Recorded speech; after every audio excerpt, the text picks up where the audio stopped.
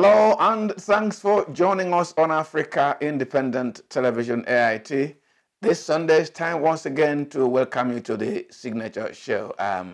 Mwabueze Njok. Now, the past 7 days have been full of significant developments, from the suspension of the Ruga settlements proposed by the federal government to the decision of the Supreme Court on Friday affirming the election of Adegboyega Oyetola as the governor of Osun State. It was a very interesting week, if you asked me. Now, talking about an interesting week, former Minister of Finance and the head of the economic team that is under the administration of President Goodluck Jonathan, Dr. Ngozi Okonjo-Iweala, was quite a happy woman in the course of last week, because last Monday, as the Nigerian campus of the African University of Science and Technology passed out another set of some of the brightest graduates drawn from universities across the African continent. Now, the African University of Science and Technology is an initiative of the Nelson Mandela Foundation with support from the industries and captains of industry, the African Union, and philanthropists in an effort to produce critical manpower that can launch Africa into the very competitive demands of today's economy. Okonjo-Iweala was happy because the best overall graduating student was a female, a married woman for that matter, from Bayero University, Kano. She dusted all other master's degree graduates in mathematics, and she was the best overall student. And the second one, also the second best graduating student and the best graduate in computer science, was yet another woman, a female, and a product of University of Nigeria, Nsukka. Let's take a look. I feel very excited and happy. The journey of 18 months has finally come to an end. It's a journey that has been filled with mixed feelings. It has been rigorous, difficult, but we made it to the end, and I'm very excited. And I look forward to more journeys like this.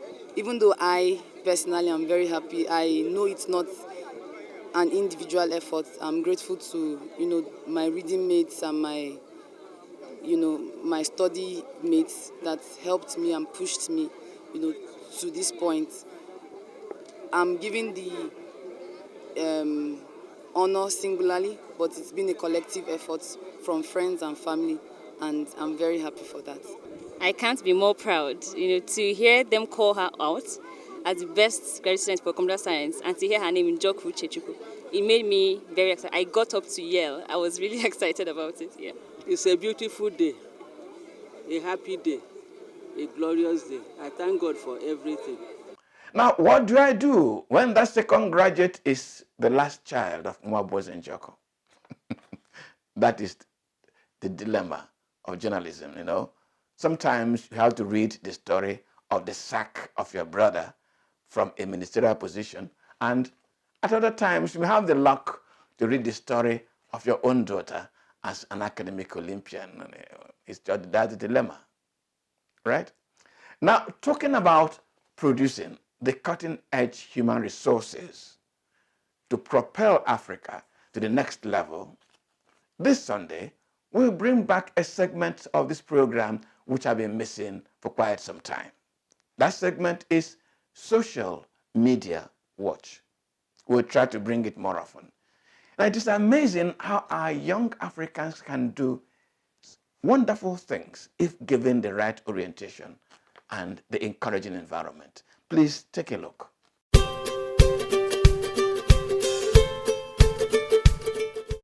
Who thought that teenagers who knew nothing about aviation could build a plane and it could be perfectly safe, and it is going to fly from Cape Town to Cairo? I'm Agnes Siamela, and I built the beautiful wings on this plane, and I also built the center fuselage, and I also built the horizontal and the vertical stabilizer.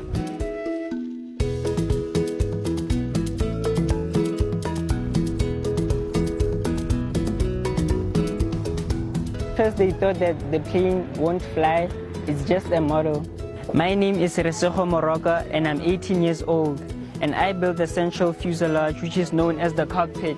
It's over here. My name is Lesego Mahlodi Ngwasheng. I am 16 years old. So this part that sticks up is what I was actually building. Because we live in a society that's so stereotypical, especially when it comes to teenagers, a lot of people were actually shocked. Like, what are they doing? This was just a dream. It was going to fail.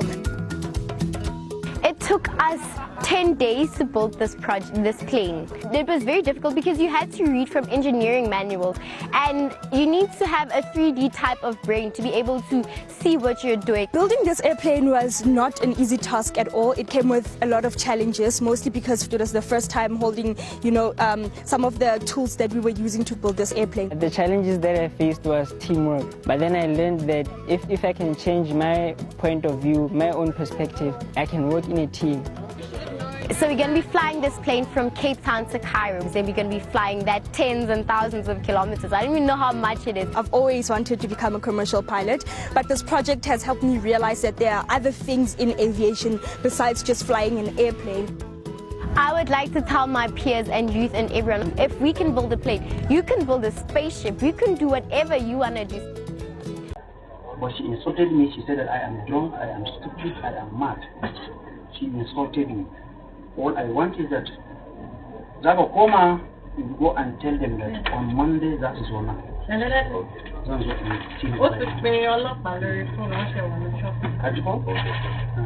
Drop your phone while I'm talking. I said drop your phone. She's talking to her. I said drop your phone now, I'm talking. You call him but nobody's arresting you. Drop the phone now. Okay, go back here. You're very stupid. Please take it easy now. You are very stupid. I think you are very stupid. As we come with you, are you mad? I know where you go. I think you are very stupid. Take her. Go with her. Come. I take her. I take her. My God. I think you are very stupid. Go with her. Why now? Take her away. Take her away. Can you move back? Move back. Can you move back? You are my friend. I'll slap you. Move back. I said move back. I said out. I said out. No. Can you out? I'll get out. Go back. You are my friend. I'll slap you. Go with her. I said go. I said go with her. I said go. Walk out. I said go. Walk out. I said go. Go out. I beg. Look at this dog. Can you don't talk? Oh. You get me angry. You are my friend and you misbehave. And I will take down your shop. I've known you for how long? That's my friend. She doesn't know anything. Get out. Daniel. Get out.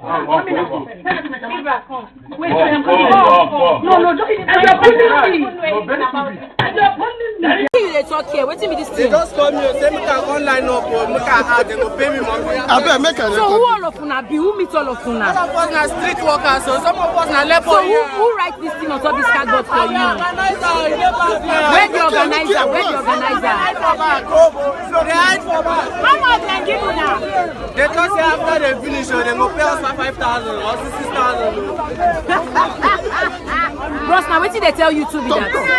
No, that's not what they told me. What did they tell you? I'm glad you speak English. They said we should come to hear some questions. What's your name? My name is Julius. Julius. Okay. What do they do? I'm a bricklayer. You're a bricklayer.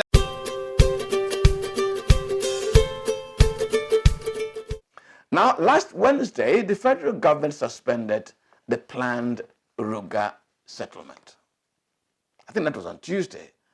And on Thursday, I made an effort to get Garba Shehu, former special advisor to the president on media and publicity, to be on this show this Sunday. Unfortunately, he was out of Abuja, but he was quite unhappy that the nation did not interrogate the Ruga project properly before many highly placed Nigerians, and I'm quoting his words, poisoned the minds of people who then rejected offhand the Ruga initiative. That rejection, if you believe it, has since exposed a very nasty and unprogressive challenge, which any sincere effort towards making Nigeria a nation has been encountering. Take a look. 2019. For the avoidance of doubt, we advise the federal authorities and the southern leaders to heed the 30-day notice, failing which we would most definitely be left with no option than to consider resorting to our decisive line of action. We remind the nation that so long as the Fulani will not be allowed to enjoy their citizens' right of living and flourishing in any part of this country, including the South, no one should also expect us to allow any Southerner to enjoy the same in northern Nigeria.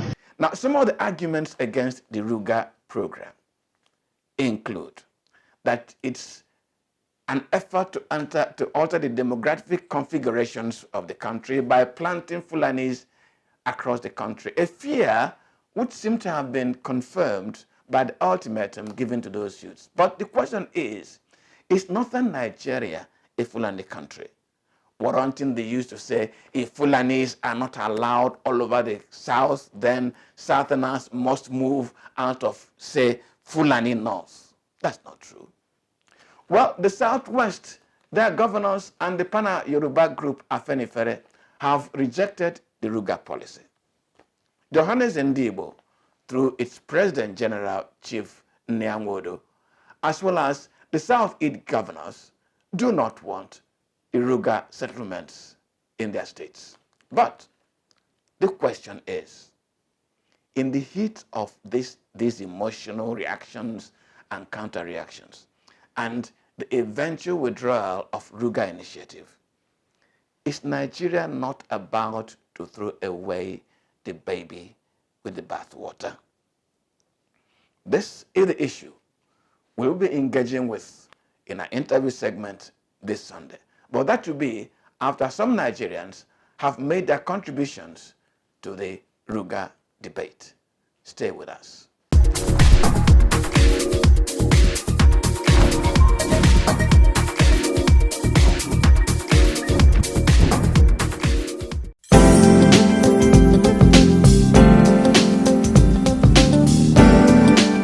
I am totally against it. It is not good.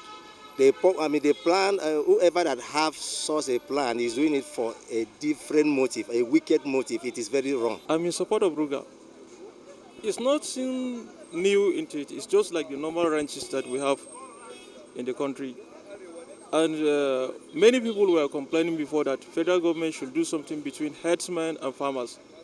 So then government decided to say, okay, can we do something that will catch these people that are nomadic in nature from moving from one place to another? Then the program is about to start. People are saying no again.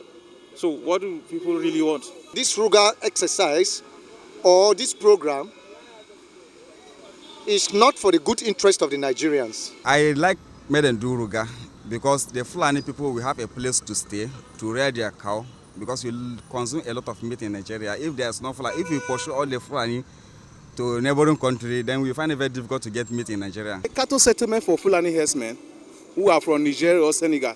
So why do we need them? We don't need them in this country. They should go back to Senegal, go back to Mali.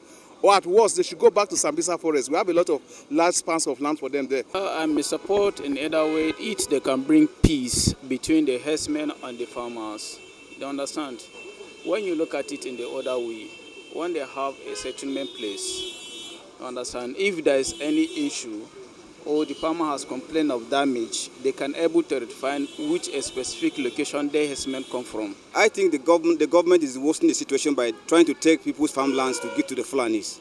They should be able to allow the Fulanis to look for the way to cater for their own cattle. The Ruga issue is not now, it's not there before.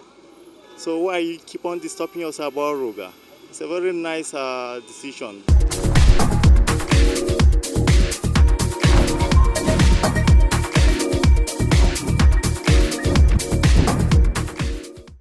Hello, let's welcome you to the conversation segment of the Signature Show. I'm sure that many of you have been following developments around the Ruga settlement proposed by the federal government. Of course, you know that on the 3rd of this month, that's a Wednesday, the federal government suspended the implementation of that policy And the presidency said that the policy did not quite reflect the agreement reached at the National Economic Council on how to handle the agriculture sector. So the Ruga challenge, has it been resolved? Let's not go into what some people have been saying. Let us tackle the Ruga policy. And I have with me in the studio this afternoon a friend, a strong advocate of good governance, somebody whom I might use the word strident, who has been very strident in his own analysis of this Ruga policy. I will not say opposition. I have Madaki Ame, in the studio this afternoon. Madaki, you are welcome to our conversation. Thank you, Nabi. The federal government has withdrawn the Ruga policy. Don't you think that we are about to throw away the baby with the bathwater? Yeah, thank you very much, Nabi. I don't think so. I think that the fact of implementing it in the first place was completely ill thought out. And you know, if you understand the way governance is meant to be run, if you're introducing a policy, policies don't just, good policies which see the light of day, don't just spring out from the blues. They are meant to have been well thought out. They are meant to have been, the communities that were going to be affected are meant to have been sensitized. In fact, they are meant to have done some testing to even see how the policy will be received. We are running a democracy, for God's sake. We woke up one day and heard that contracts had been awarded for Rugas to be built in all parts of the country. Starting from a certain number of states as pilot. First of all, the word Ruga is offensive. I come from indigenous communities where, things have to make a meaning to the people. You get the point? How do I suddenly wake up knowing that there's a Ruga in my community? What's a Ruga? Ruga is a Fulani word, for, settlement, So I now have, by federal might, an enforced new Fulani settlement in my community. Doesn't make any sense to us. And so there's no way, when our governor came out very gallantly, Dr. Samuel Otom, to resist the idea of Ruga at the very moment it was pronounced last week or so. People were saying he was being militant, that Benue State was taking a hard stance over the matter. But quite frankly, this is so offensive to the sensibilities of the indigenous communities. It's like an imposition, it's like recolonization. And that's why it will never work. When they say it's a suspension, first, I think that's a cowardly retreat, actually. Because if the government thought that they knew what they were doing, they shouldn't have beaten a retreat. But I think they were not expecting the sort of resistance that they got. Call it any other thing. You're setting up ranches. You are setting up, an environment for livestock farming. But to call it Ruga, meaning, and then expect that everybody will accept that name, Ruga. I think it is even the name, the Fulani name, that they gave to the entire concept that really threw the entire thing back at their faces. And I'm glad that they are beating a cowardly retreat, yet again. Madaki, just wait. Maybe that word does not sit with many Nigerians. Yes. That may be an error in nomenclature. Yes. But let us look at the substance of that policy. Are some of these Fulanis Nigerians? If the answer is yes, is it right for any state to permit any section of it to be stateless and to be landless? Because the tendency to allow the Fulani man to be eternally mobile, itinerant, denies him of statehood and denies him of land, and is part of Nigeria. If you were the president, not Buhari, who's a Fulani himself, how would you resolve the challenge of a section of your own country being stateless and being landless? No, that's a very interesting perspective to this. And, I'm excited that you come up with this. It actually requires a lot of deep thinking to come up with this kind of concept. You get the point? But you see, let's go back to the Land Use Act. The Land Use Act, Section 8 clearly, vests the land in every state in the governor of the state for the benefit of all Nigerians. That's what this section says. Not only for the benefit of the indigenes of that state, but for the benefit of all Nigerians. What that means is that a Fulani man can come to Benue or go to Rivers or go to Akwa Ibom or Bayelsa and apply for land, and he will be given once there is land available. You get the point? But what that means is that once you are a citizen, you have the right to apply for land in any state of the federation, including the FCT, and you are entitled to it if land is available and you are able to meet the terms. But the danger in why that argument falls flat in the current situation is that by fiat, the federal government seeks to expropriate land in all the states of the federation and create a settlement for just one ethnic group. The fact that the Fulanis are nomads is by choice. So if you decide that you are going to be wandering with your animals that you are rearing in the 21st century, that's actually entirely your decision, and it has nothing to do with whether somebody is stateless or not. The Fulanis can choose. In fact, if they have the resources, and they actually do have a lot of resources, because one cow, there's no cow that sells for less than 100,000 naira, and some people have up to 1,000 cows, maybe more in their head. You get the point? So Fulanis are very rich people. They can go and buy land. They can go and run their business privately. It's like saying that the Ijaws, who are also itinerant fishermen, want to go and do their fishing in Lake Chad, because oil pollution has killed most of the fish in the Niger Delta. You get the point? And because of that, the federal government will acquire land in all the states of acquire parts of the water. Yes, acquire parts of the land fronting water anywhere they find it, so that the Ijaw people can go there and do their fishing conveniently. That's not the business of the federal government. People would not have resisted this Ruga policy so brutally if it was tied to private industry. Because what I think that the government should do, and my partners here, for using an organized manner of farming anything, is to encourage the private sector in that area to handle it.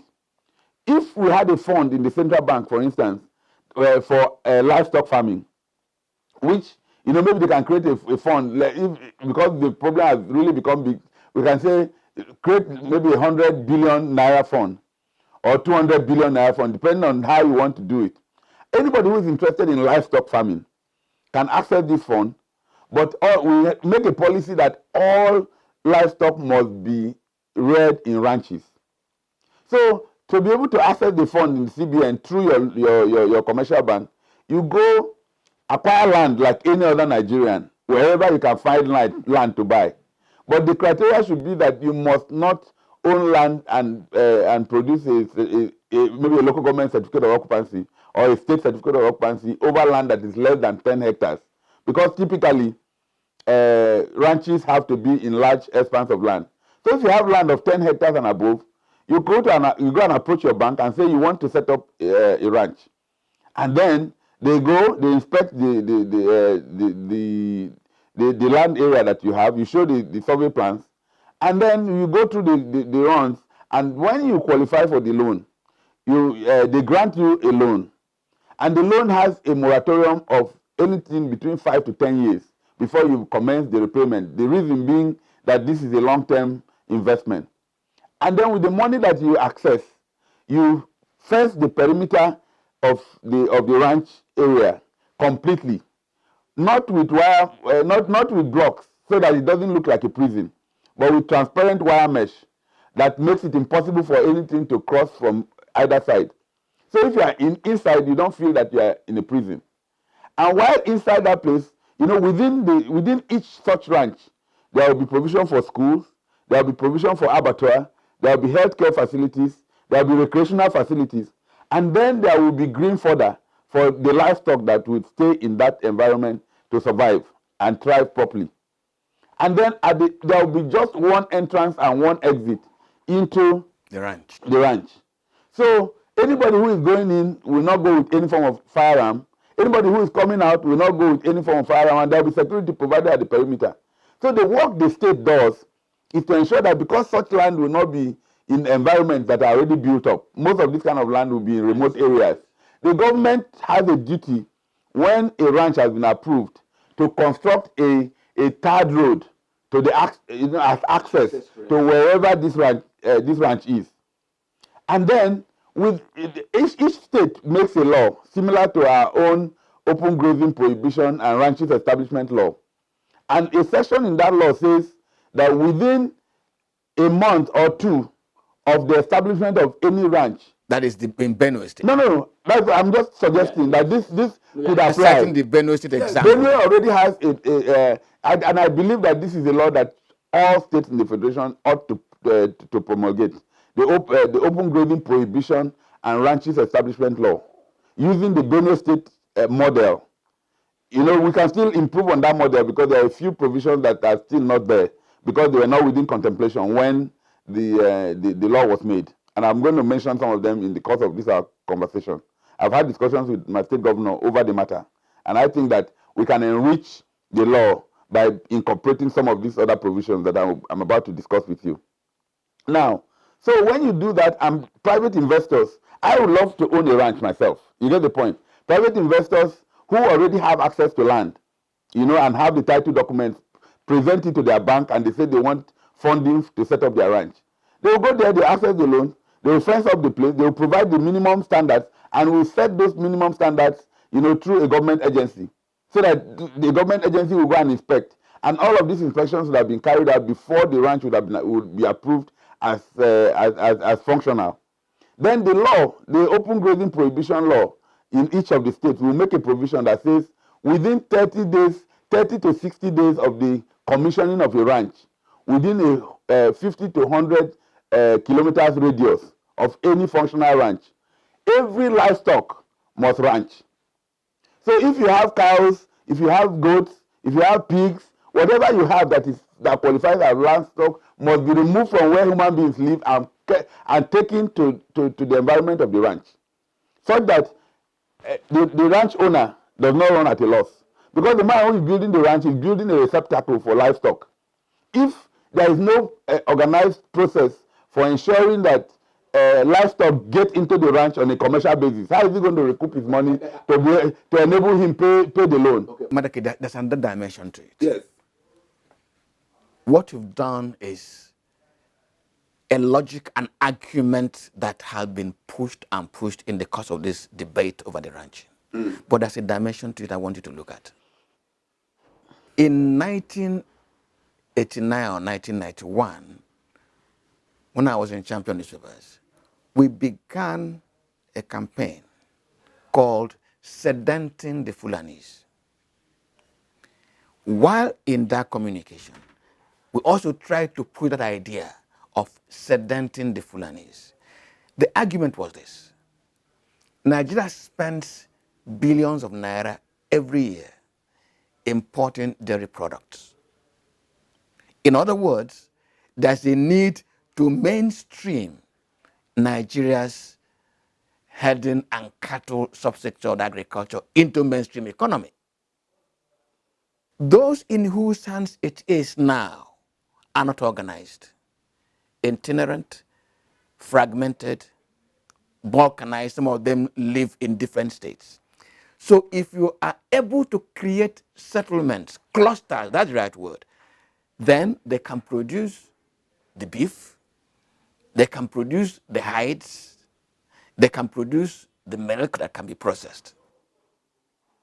In conceptualizing Ruga, which I must admit, as you said, using the word Ruga appears to be imposing a new vocabulary on everybody around the country, and it can be offensive. But the content of it is trying to mainstream the activities of a section of the country into the economy, and thereby create jobs, which will be millions, thereby create a new culture away from itinerancy, and reduce Nigeria's importation of what we can produce. Doesn't this sound sensible? It does. It does. But again, the approach is completely wrong.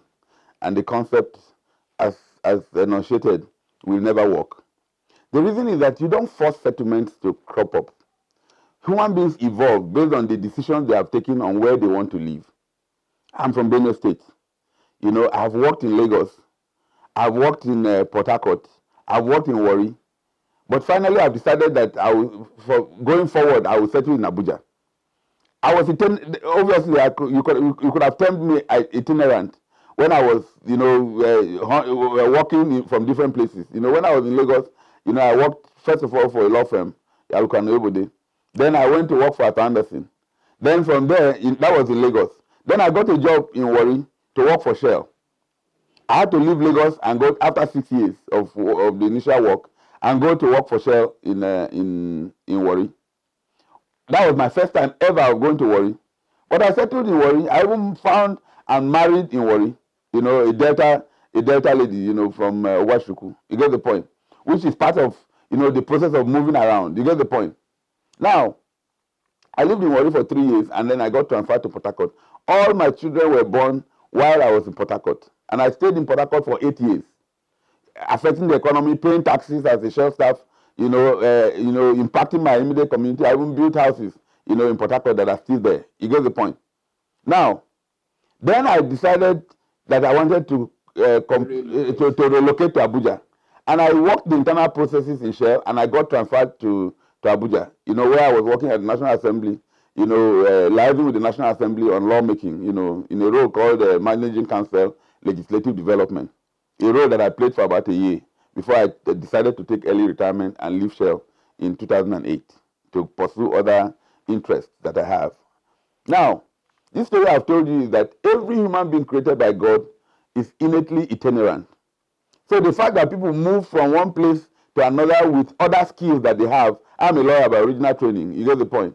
You know, the fact that people move with their original skills, innate skills, and they decide to where to render those services, whether, you know, in different states or even abroad, is a choice. And that's the same decision that the Fulanis take when they decide to migrate with their cattle and other livestock from one state to the other. It's just that their practice is primitive and destructive.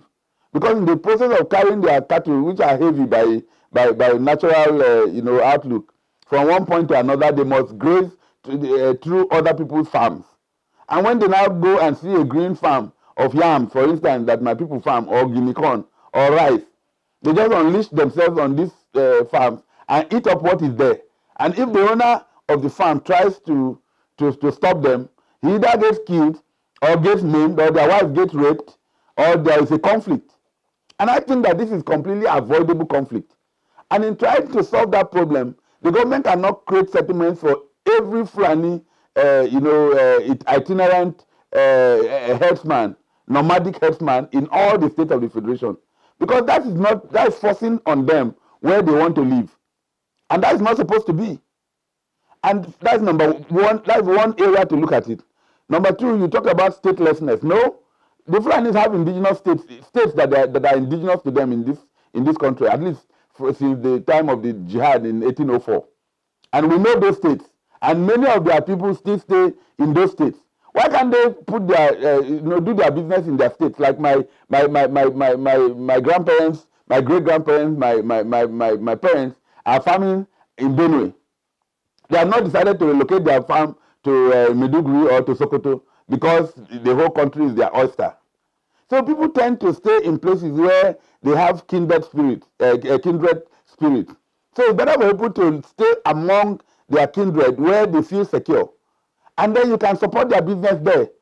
We import beef, just like you said. We import dairy products. We import all manner of things from all over the world. Will we go and set up settlements in those places just because we want to buy their products? Who says that livestock that is grown in one part of the country cannot be processed and exported, you know, or sent, you know, in an organized manner to other parts of the country where they are needed? Is it easier to import beef from the UK or from the US or from China or wherever, you know, in processed form, you know, than it will be to send it from Maiduguri or Sokoto or Kano or Zamfara, you know, to a place like Benue or Akwa Ibom within the same country? So, you know, there are many solutions to this problem that are even just at our doorstep. We are just being mischievous about this. Okay, let us not impute mischief. What does the state, or what should the state do for its citizens who are acting from point of limited knowledge? They should use the National Orientation Agency to create, useful knowledge, because there's nothing that cannot be taught. For instance, many of us were offended when we heard that, that the government was trying to set up a Fulani radio in order for the Fulanis to be able to communicate with each other. The Idomas also need their own radio station. The Tiv people need a radio station. The Jaws actually need a radio station because they are one of the major tribes in this country. You get the point? So let's face it, and then give a radio station to each ethnic, set up a federal government radio station for each ethnic group that I don't want to address the radio matter. Why ask that question? Is very simple. The Fulani, by culture over generations, has learned to herd his cattle itinerantly. Yes. As the world develops, things have changed, methods have changed. Yet he is not yet educated enough to abandon the old way. But it is the responsibility of the state. Does the state abandon him to remain in his ignorance and undermine his own progress and his own contribution to the national economy? Or does the state have a duty to help him into the new order? There's a limit to what the state can do. There really is a limit to what the state can do. A lot of, once you have become a mature human being, it is your duty to look around you, see the opportunities that exist around you within the context of the circumstances that you live in. There are many jobs that have been rendered redundant by technology. I'm sure you know that. The state is not going to say those who are doing those jobs should come and let them force them into another job or another environment where they can live. You get the point? If you have a particular manner of practicing a trade that has gone extinct, you have a duty to re-educate yourself, or at least make yourself amenable to education to enable you become employable again in the new in the new world, within the context of where the world is. When the state assumes that micro duty of micromanaging people and asking them whether they still have skills that the world needs, then we have begun to creep into the freedoms of individuals. So we cannot go into the dark recesses of the Fulani man's brain to ask him whether he has himself seen that it doesn't make sense for their cattle to eat other people's, to graze on other people's farms. A farm, because we don't do much irrigation in Nigeria, farms are things that you do once in a year. A man plants his yam farm, or his guinea corn farm, or his maize farm, or his rice farm, that he knows that he cannot replant. Then suddenly, from nowhere, a rampaging Fulani man comes with his 1,000 heads of cattle passing through the farm, and they eat up everything.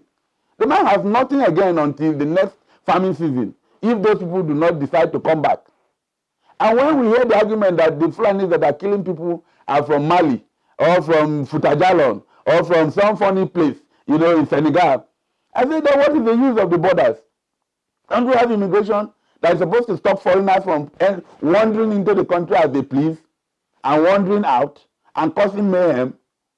And then in one fell swoop, the government says, that the rampaging Fulanis who kill people are not Nigerians, which I don't believe, quite frankly. I think that's a cock and bull story. But even if we admit it, the next day they now say, please, when there's a crisis, they say, accommodate your neighbors.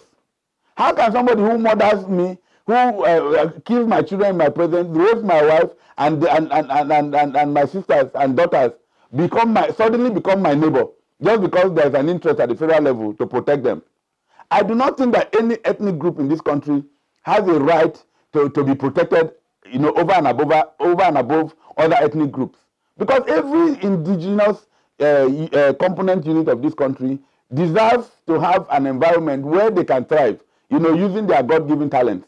So why should the government take an undue interest in one ethnic group over the other? That's the point I'm making. I want to supposing the Igbos, who are generally traders, want to set up their trading camps all across the country, they will use their money to buy the land. Igbo people have houses scattered. In fact, I think the Igbos are the most diverse indigenous ethnic group in this country. Because there's no village you go to, no matter how remote, that you will not see an Igbo man trading. But the government does not rent the house for the Igbo man who is trading in Agatu, or who is trading in Zamfara, or in Sokoto. And in fact, we have a proverb in my own place in Idomaland that the first way to identify whether a community is livable or not is to find out whether an Igbo man lives there. So anywhere you go and you don't find an Igbo man, just go away, run away, because no foreigner can survive there. That's an intolerant society. I don't know whether the Igbos are aware of that. Let us help the whole country to survive. Yes. Madaki, let me ask you to do a job, if you don't mind. Yes.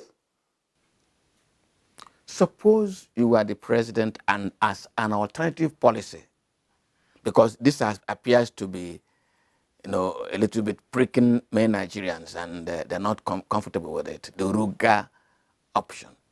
Suppose the federal government said, okay, since people do not want us to spread this Ruga across the country. By the way, I need to correct that very quickly, if you do not mind.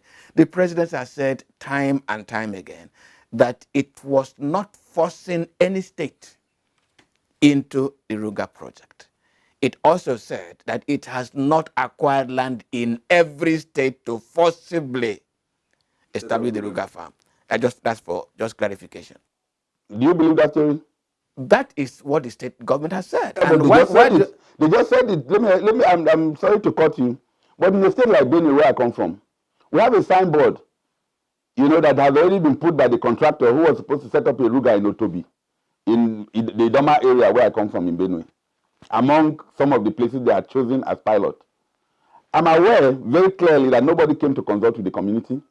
Nobody came to do any land acquisition formally and pay compensation for the so-called Ruga enclave.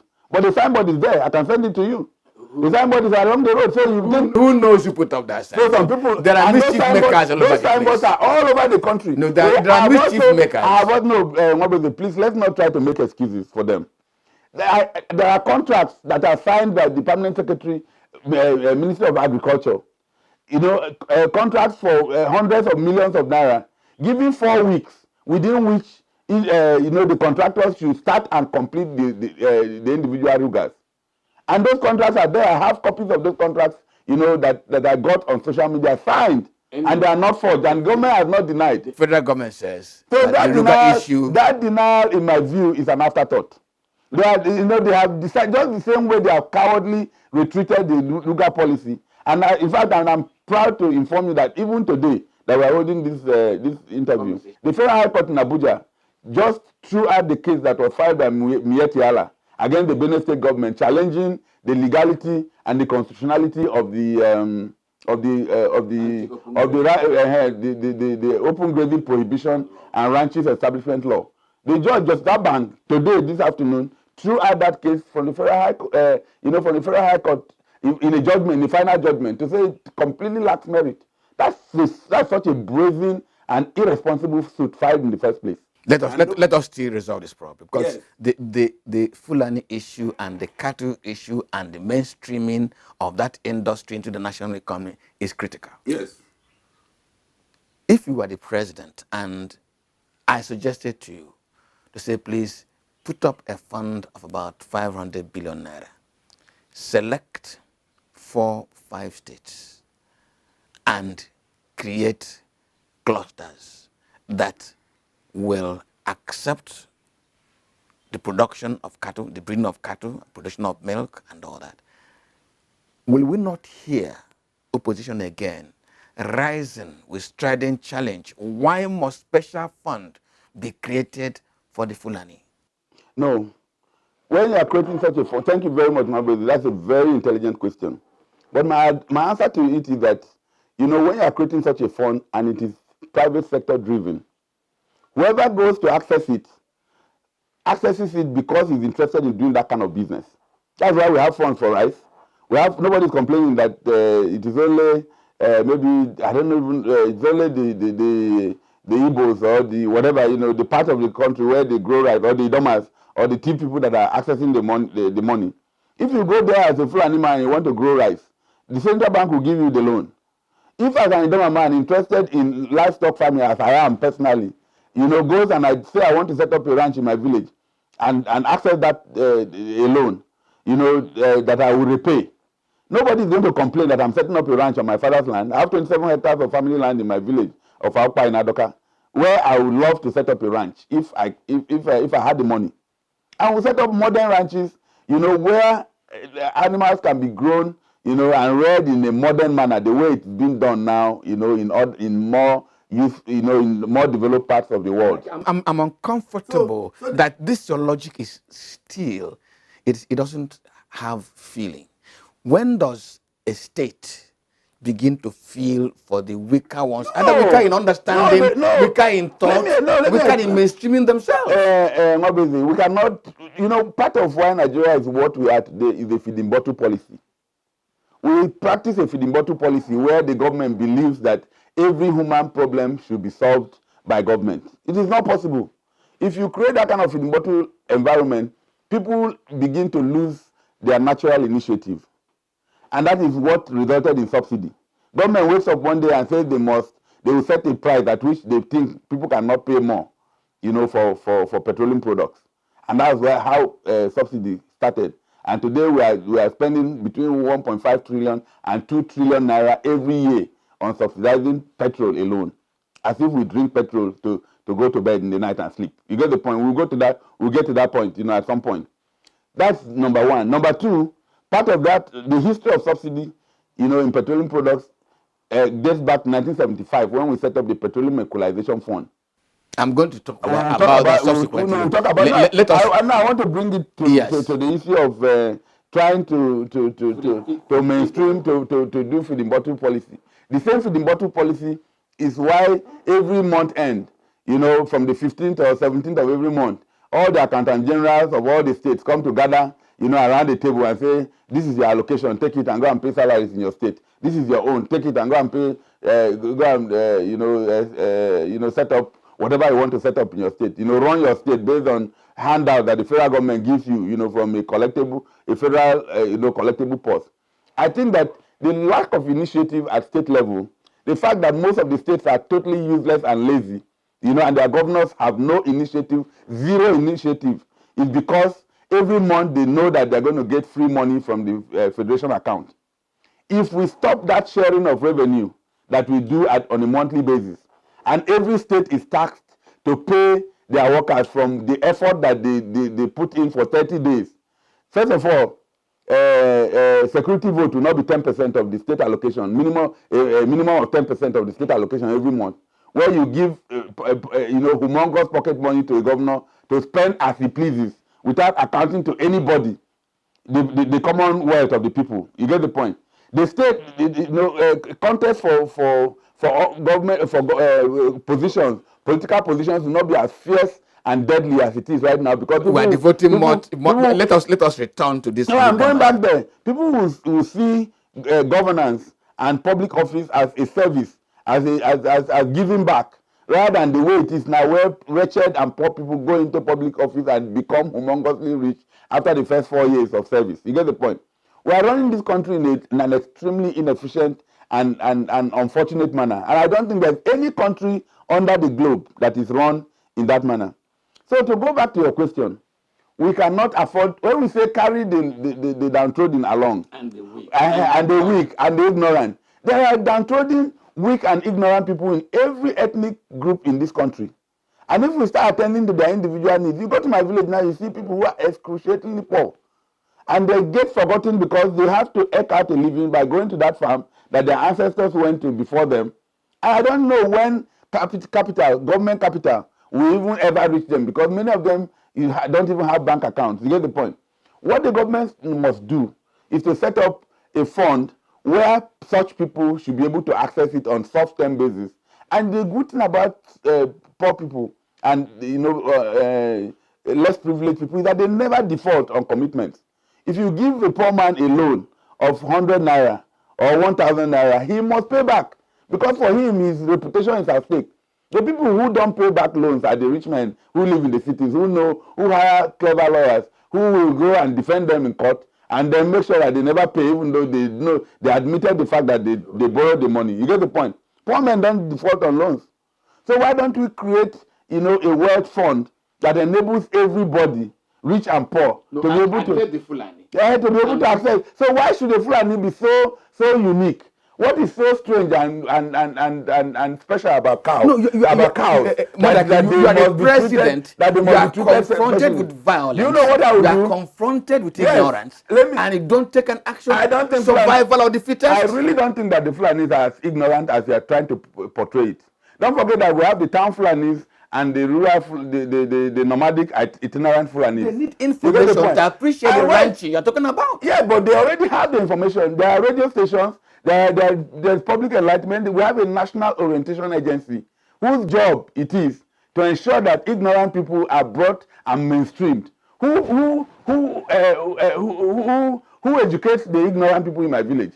Okay. And what makes it special? But again, I must answer your question. Yes. The question of what will I do? Which states will I select to get this done?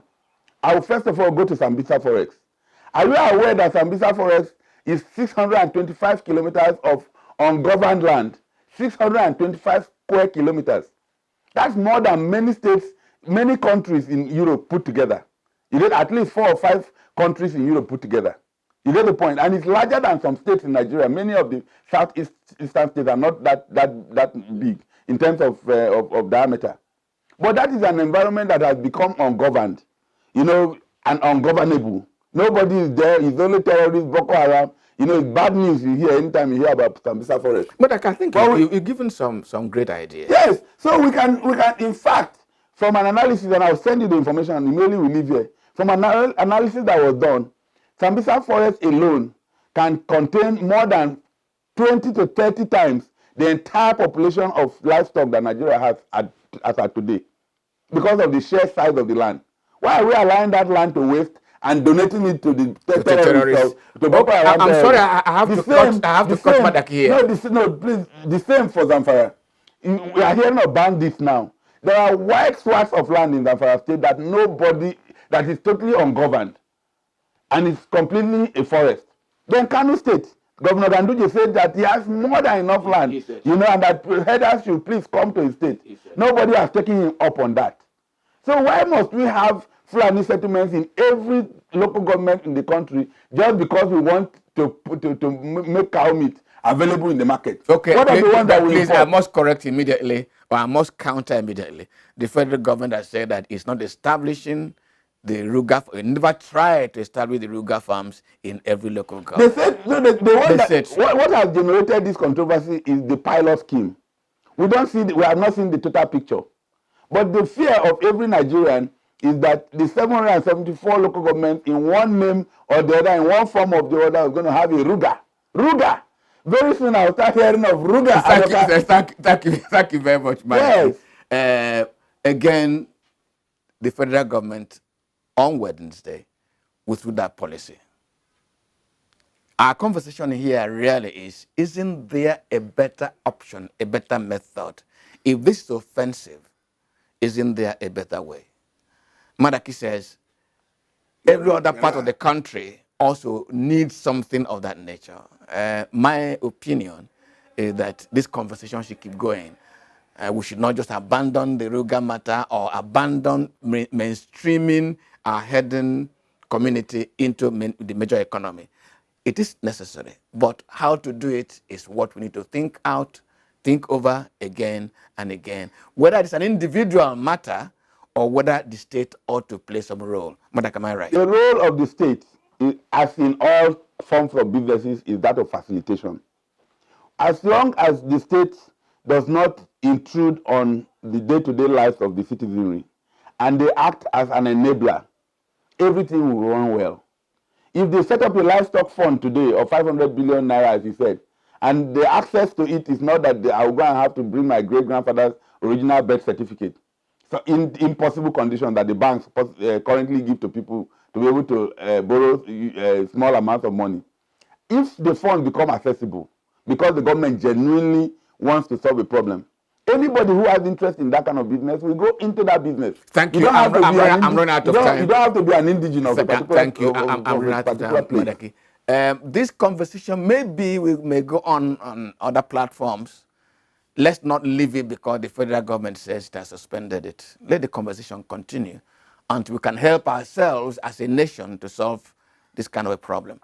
I have been speaking with Madaki Ame, lawyer, yes, an expert in energy and oil, yes, but a very interested person when it comes to good governance and has been a strident examiner, analyst of this Ruga proposition. Ame, thank you very much for coming to the conversation. Thank you, Great. Let's see you sometime next week. That's next Sunday. My name never changes. Remains Mabozo Njoko. Good afternoon.